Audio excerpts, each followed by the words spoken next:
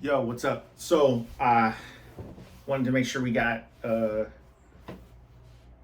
so hard to like know that I'm only gonna do it in one take, and then try to figure out how to do that quickly. So, this question was, how do you protect your idea when you're trying to discuss it with a potential business partner? I'll start by telling you a couple things. One, I've seen it happen where someone has stolen an idea and then gone on to raise, what's their company worth now?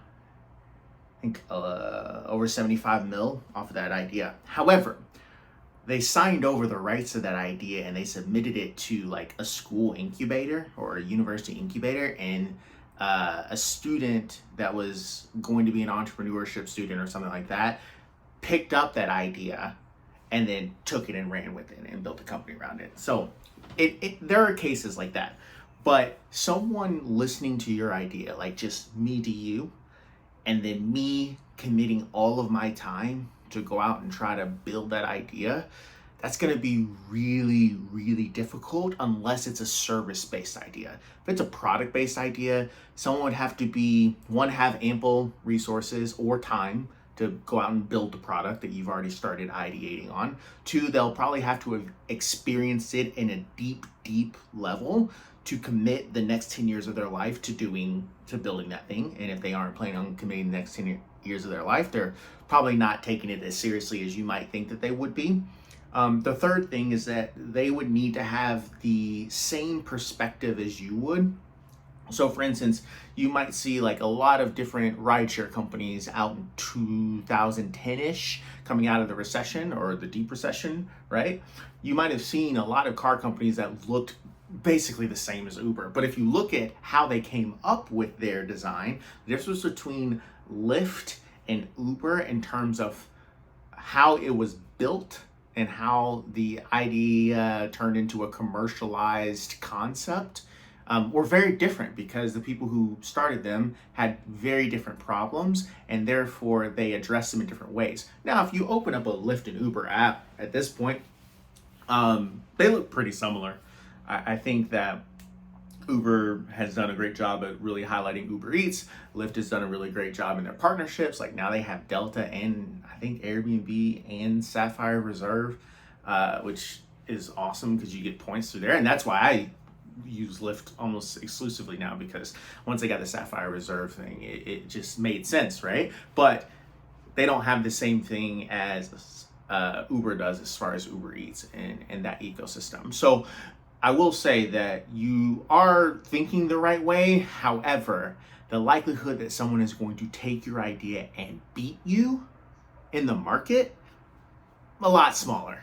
That there are socioeconomic as well as racial demographic issues at play that could change that. Like if the person you're telling has a lot of connections in Silicon Valley, and like I said, they're really smart and they feel like they can do it and they've already had a couple exits under their belt, they could take your idea and like raise funding off of it immediately. Not in this environment, not in the winter of 2022, but when they were throwing out capital left and right to people who had rich connections or graduated from Stanford, like you probably could see someone raise money off your idea. But I wouldn't be afraid of it, man. Or woman. I say man colloquially, but I wouldn't be afraid of it, because by approaching it with your fist closed, you're not inviting feedback. That business partner could have some feedback that could change the landscape of how you're thinking about your idea. And then you can bring them on as advisory, and then you guys aren't competing.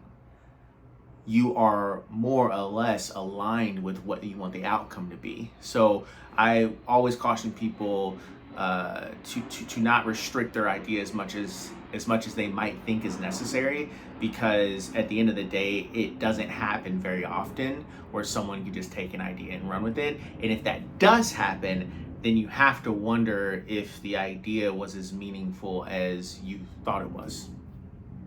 So that's my 2 cents. Take it for what you will. Don't send out NDAs to investors.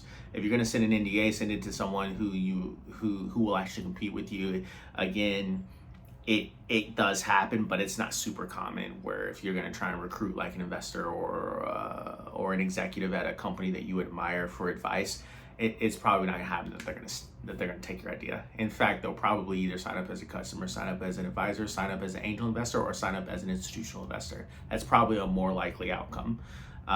So don't restrict the information flow. Only restrict the things that are actual IP that will separate yourself out. So it might be like, don't share your code base, don't share your legal docs, don't do the things that actually protect you in as far as how you're going to get ahead in the marketplace, both now and in the future.